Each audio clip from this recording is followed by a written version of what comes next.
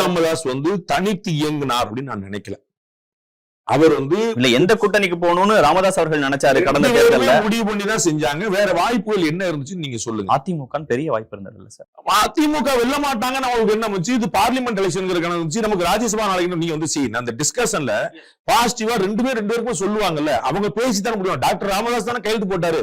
அவர் யாரும் நெருக்கடி போட்டு மிரட்டி ராத்திரி வாங்கலையே. முன்னாடி நாள் நைட் வரைக்கும் அவர் வேற ஒரு ஸ்டாண்ட் பேசிட்டு இருந்தாங்க. தேமுதிக பேசிட்டு இருந்திருக்கே இது மாதிரி பழம் நழுவி பால் வந்து பால் நழுவி வாயில விழுன்னு கலைஞர் சொல்லலையா? அப்ப பாஜகவோடு அதிமுகவோடு திமுக 3 பேர்கிட்ட பேசிட்டு இருந்தாங்க 2014 தேமுதிக.